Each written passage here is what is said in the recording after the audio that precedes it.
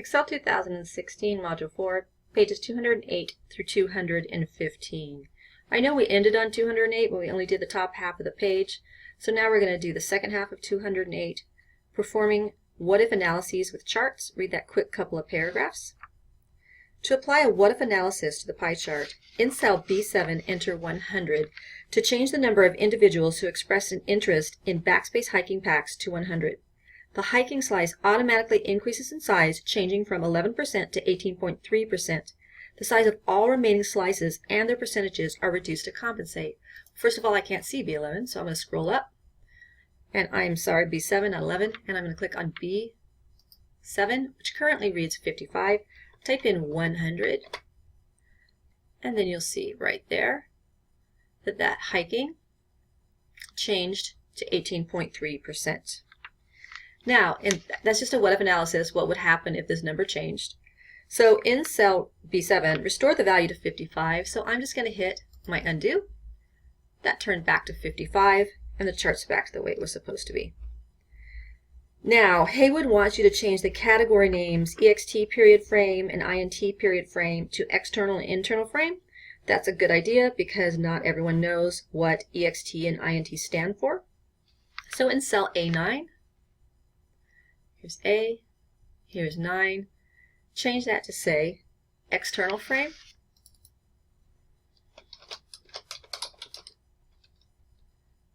Always, always, always check your spelling. And this one's going to be internal frame. Stop, check them now. If you have any spelling errors, correct it. At the top of page 209, I already did that because we just changed it. I had to change both external and internal. So go ahead on the top of page 209 and read that couple of quick paragraphs. And then we're going to move on to filter the pie chart to show only 3 packs. Click the pie chart to select it. Please remember, get in a blank area where you do not select anything. That's so important. You'll see the white round little sizing handles all the way around it that tells you it's selected. Click the Chart Filters button next to the chart to open a menu listing the chart categories. Step number 3. Click the hiking, external frame, and internal frame checkboxes to deselect them, leaving only school, travel, and sport checkboxes selected. So we want to get rid of hiking, external, and internal. At the bottom of the Chart Filters menu, click the Apply button. Okay, here's a big hint for when you're doing your cases. If you don't hit Apply right here, nothing changes. It stays exactly the same. Look at the chart. I've turned off certain checkboxes, and yet the chart's exactly the same until I hit Apply. When you hit Apply, you'll see the changes take place. So again, please, when you're doing your cases, remember, when you're working with these filters, they don't actually, no changes take place until you hit Apply. All right, step number 5. In the Category section of the Chart Filters menu, double-click the Select All checkbox to reselect all of your options. Okay, double-click right here on Select All, and it automatically puts the checkboxes. And don't forget, the last thing you have to do, because that chart does not show them all, it only shows 3, school, travel, and sport, is hit Apply. Press your Escape key, and that menu will disappear. Go ahead and hit Save. And let's move up to the top of page 210. On page 210, the top of page 211, you need to read about creating a column chart, comparing column chart subtypes, and creating a clustered column chart. Stop the video right now, read that.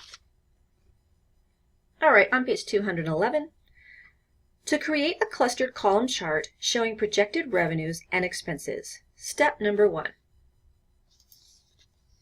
Go to the Projected Cash Flow worksheet. Select the non-adjacent range A4 to K4, A13 to K13, and A21 to K21, containing the year categories in row 4, the total revenue data series in row 13, and the total expenses data series in row 21. Because you selected a non-adjacent range, the Quick Analysis tool is not going to be available. Okay, we'll scroll up. First of all, we want A4 to K4, Control key, A13 to K13, and then Control key, A21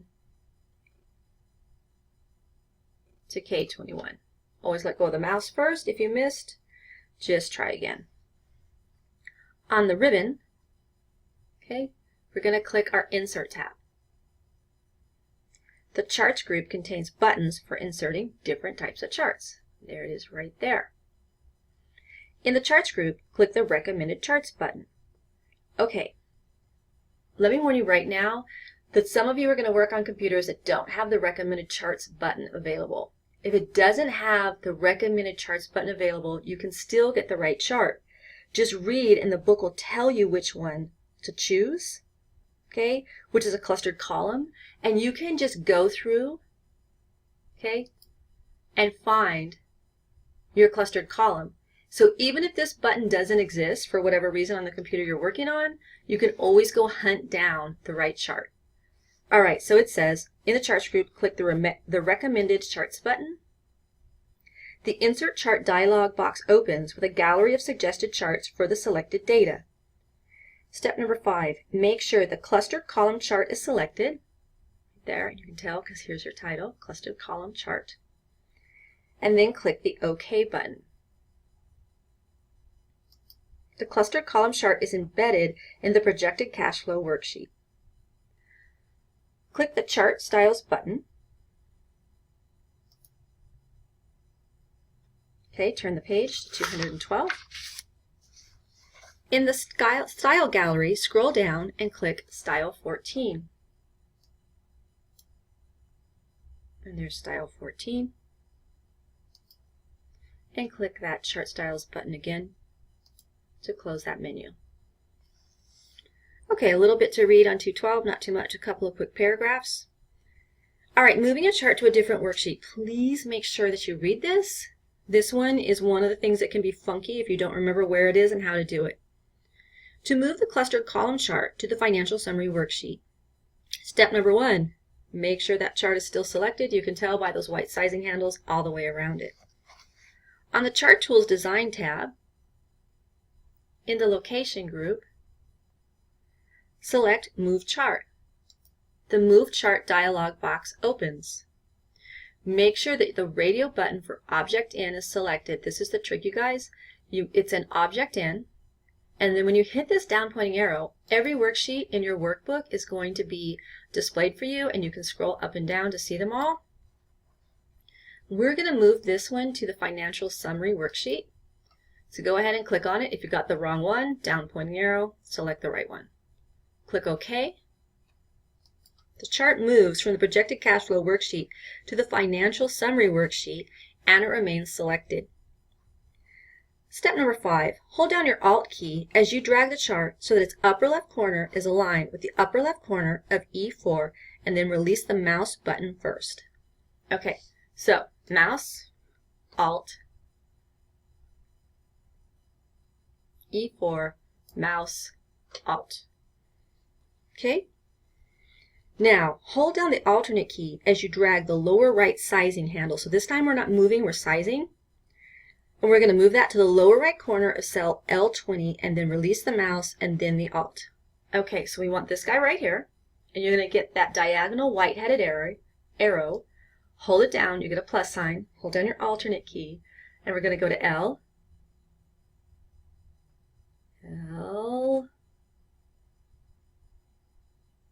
L20. If you're having trouble like I was, seeing if you're on the 20, go like this.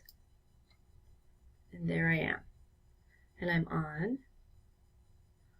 This one's up here on E4.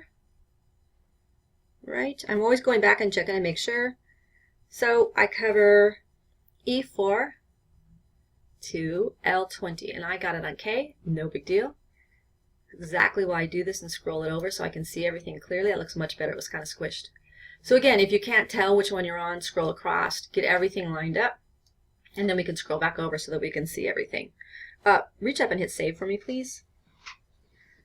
All right, on the top of page 213, editing a chart title. All right, at the top of the column chart, click the chart title. Sorry, got ahead of myself. So click chart title, and we are going to enter Here we go. Projected revenue and expenses. Projected revenue and expenses. Now, your book always tells you to press your enter key, and I don't like that because it puts in a blank line. So I'm taking that back out. I don't care what they say. I don't like it. I want it to look just like that. Now, you know how to change your font, right? So all we're going to do is select this and go change it like we would any other font. You can do it from right here, where the book tells you to go to your Home tab. The font's going to be a Calibri Light. It's already at 16. And we're just going to change that font color. Again, this is something you've done a ton of times. And it's Green Accent 6, darker 25%. Green Accent 6, darker 25%. This is nothing new. You've changed font colors many times. Okay. There it is. Check your spelling real quick. Make sure everything's spelled correctly. And then on the bottom of page 213, read about creating a stacked column chart. Then we're going to flip to page 214 to create a stacked column chart. Now, it says to return to the projected cash flow worksheet. You see how this chart is still selected? I don't know. I'm paranoid. I deselect before I move so that I don't accidentally make any changes to this. So I always deselect before I move to my next worksheet. It's probably just a personal quirk. You don't have to, but it makes me feel more comfortable when I do. So projected cash flow. All right, we're going to select the non-adjacent range, A4 to K4. A4 to K4. And then A16 to K20. So here's A16. I like to look at what I'm going to select first. A16 to K20. So basically, I'm getting all these expenses in here. So I'm going to use my Control key. I want to make sure I don't get the word expenses. I'm going to start with raw material. And there you go. Again, if you missed, just try again. No big deal. Okay, so we're going to chart this. Okay, we're going to chart this. So what we're charting, look at, we've got categories for years, and we have our expenses for raw material, labor, infrastructure, miscellaneous, and loan repayment. Right? Right. On the ribbon, click the Insert tab. In the Charts group, click the Insert Column or Bar Chart button. Okay, Charts group, Insert Column or Bar Chart button. Click the Stacked Column icon, the second chart in the 2D column series. Here's 2D column, stacked columns right there. Go ahead and click that if you didn't do it. Step number 5. By the way, if you mess this up and you need to redo it and you chose the wrong, it's no big deal. See where it says change chart type? If you selected the wrong chart type, just click this and you can go change it and get the right one. Okay, we can fix that too. No problem. Okay, step number 5. With the chart still selected, there's my sizing handles so I know it's selected. We want to change the chart title. Sorry, no, we don't. We want to click the Chart Styles button. We'll change the title in a minute because it still says Chart Title, and you would never want to turn out a chart where you accidentally left that placeholder in because that's really bad. So we're going to go to Chart Styles. And we want Style 11.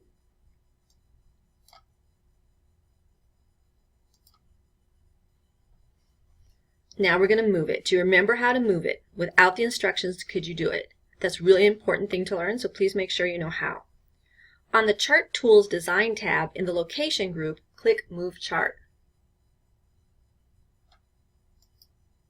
And remember that when we're moving, we're always going to go to Object In, the down pointing arrow, and decide where we're going to move it. It's a scroll bar. So all of them are in here. And we are going to Financial Summary. Again, stop right now, make sure it says Financial Summary. And if you click the wrong thing, just hit that down pointing arrow. This one's important. You want to make sure you get on the right sheet. And click OK. Now, what if you messed up and you put it on the wrong sheet? Well, you'd go to Move Chart again and do the whole series of steps again and get it on the right sheet, right? No big deal. Okay, to edit the stacked column chart, Move and resize the stacked column chart so that it covers the range E22 to L38. Okay, I need to go E22 to L38. First thing I'm going to do is just move this down just a little bit for me. Then I'm going to do my trick where I scroll across so that I can actually see if where this is located. Alright, so I want to go my alternate key to E22. That was easy. And now I want L and I want 38. I need to scroll down a little bit. With my alternate key held down, L, 38. I'm going to take a quick check because, you know, I do make mistakes moving this. And go E22, L, and 38. Got it. If you didn't, super easy to fix that, right? Alright, now we need to change our chart title to Breakdown of Business Expenses.